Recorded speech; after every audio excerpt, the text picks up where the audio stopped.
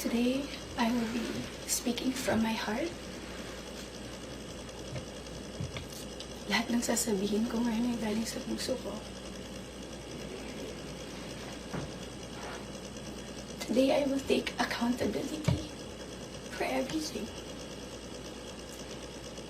Nagkamali ako, and I want to say sorry for everything that I have done.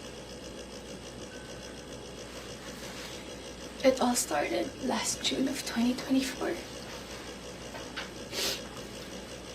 I was in a very dark place.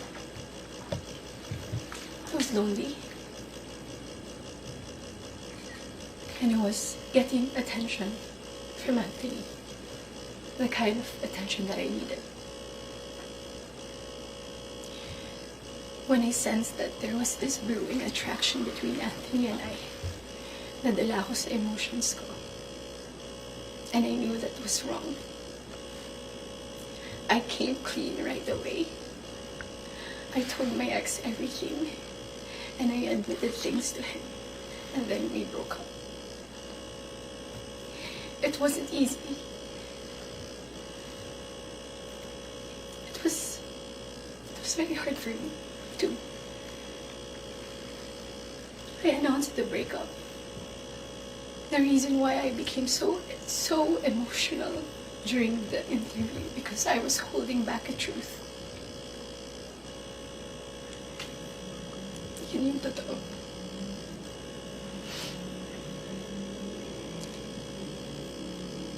I wasn't really able to simmer down. I wasn't able to reflect on what had happened. I was working every day for days straight, weeks straight, months straight. Bago nagsimula yung mga daming trabaho namin, I told Anthony that I broke up with my ex. And he also said the same thing.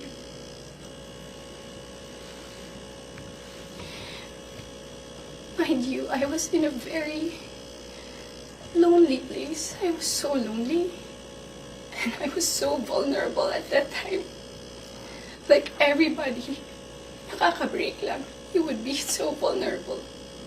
I was working every day. At sa lahat ng trabaho na yun, kasama ko si Anthony. Aaminin ko, sa araw-araw na pagtatrabaho namin, nahulog din yung loob ko. He would be very sweet to me. He would be such a gentleman to me.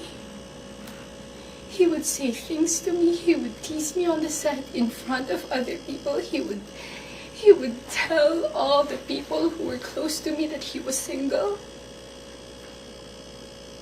So, I was confident to act a certain way around him on the set. Because in the eyes of the people there, we were both single.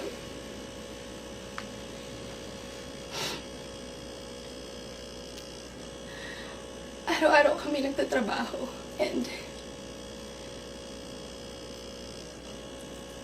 September came. We went to Italy for our shoot sa teleserye namin na Incognito. And doon nag-start na naging deep yung pagkakilala namin sa isa't isa. I really fell. Nung pauwi na kami ng Italy, it was my birthday. And we were stuck at the airport the whole day. He would say things to me that are sweet. He would say promises. We would tell promises to each other. And then nung pauwi na ng Italy, I felt so happy that I had to post something on my IG story just to appreciate him during that day. And then pagka-uwi ko, I think that the next 2 days, I saw a post or reposts ni Jam on TikTok. Nakita ko lahat yun. And at that time, yung time frame na yun, Nasa screenshots din na nangamusta ako. I said, kamusta si Jam? Nangamusta ako kay Jam. It wasn't because dahil alam ko na sila pa. Dahil alam ko na she was going through something and Anthony had to take care of her. But at the time, nagtatrabaho pa rin kami and he would still be the same way to me. I would ask him. God knows I asked him. Nagkabalikan ba kayo? He said no. Do you still love her? He said no. He would say things na ako yung gusto niya and all. I really asked him so many times. And then the first wave of bashing on TikTok. Masakit yun para sa akin. I asked him, when are you gonna release a statement na wala na kayo? When? Because in the eyes of the public, you are taken. But I know that you're not. And you would be very sweet to me. When are you gonna release a statement? He would tell me he was waiting for the right moment. I didn't want to be pushy. I didn't want to aggravate things. So I waited and kept quiet because it wasn't my story to tell anyway. I kept quiet. October passed. We were working still every day. And then Halloween. It was the very first night we went out na medyo sweet kami sa isa't isa. The next day, Cham posted on her Instagram story. There were no names mentioned. There were no names, but people were insinuating that it was Anthony and I. So the waves of bashing came again. I asked him again, when are you gonna release a statement? God knows how many times I begged for a statement. I begged him to fix this because I was so tired of getting bashed. He said, wait, he's waiting for the right moment. I waited. I still kept quiet. I really wanted to speak up. But it wasn't my story and I would look really pathetic. Days went by. The press con of Incognito happened. He released a statement. To me, it was too late because at that time, I was slowly distancing myself from him romantically. The infatuation and the attraction died. But thank you for the statement. I thought everything was in the clear. I thought everything was gonna be okay. Ilang days nung lumipas.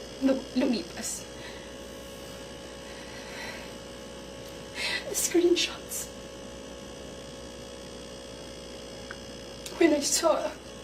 When I read it, it was 10 p.m. on a Tuesday night.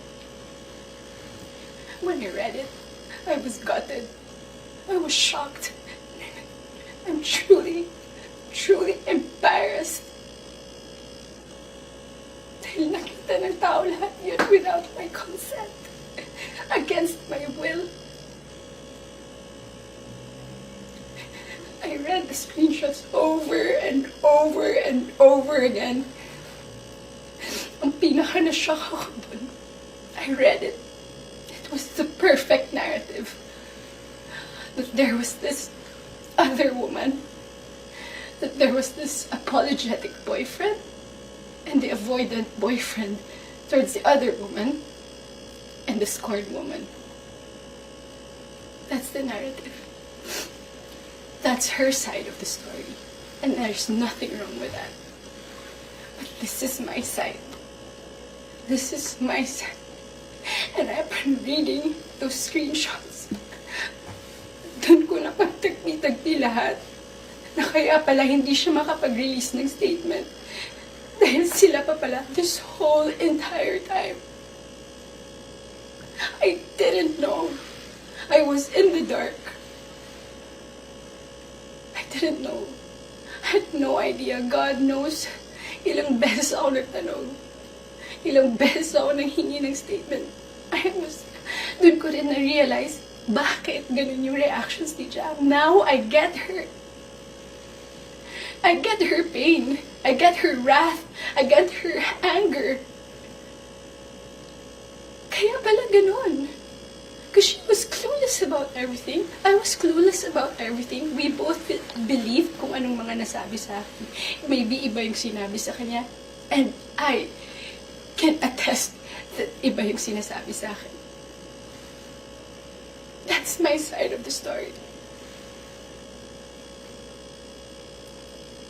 I have so many things to say.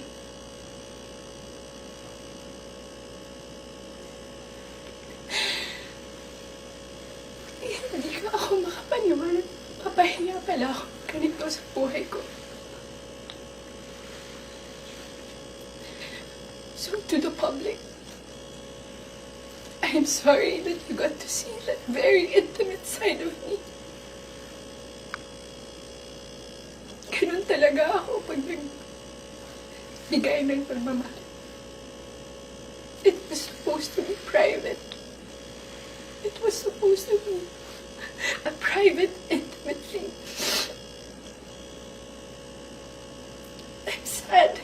I'm sad na nakita yun ng tao. And yes, I don't want to play the victim here. Nagkamali din talaga ako. And I want to say sorry to those people I have hurt.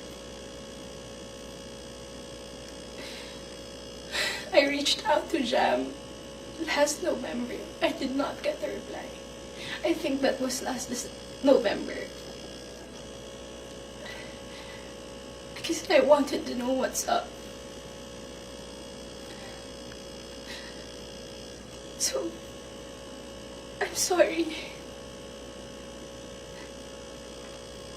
Most especially, I'm very sorry. I'm truly sorry to those people who supported me for 10 years. Alam nila lahat na ginapang ko yung career ko.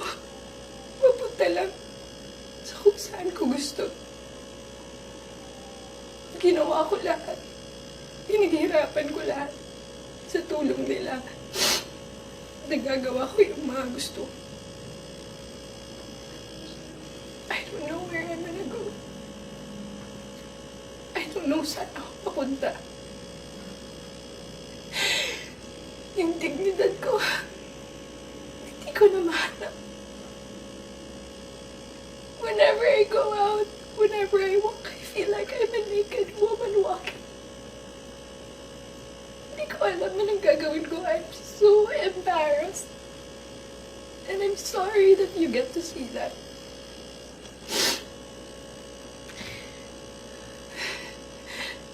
But I can assure you, tuloy pa rin ako. Tuloy pa rin ang laban. Magtatrabaho pa rin ako kahit mahirap. Hindi pa rin namamatay yung apoy sa puso ko. I'm still looking for that little girl inside of me. It's hard to look for her now, but someday I get to find her and I will be able to hold my shadows. What you saw was not a perfect human. I'm far, far from being perfect. What you saw was a human being. I'm just a human being.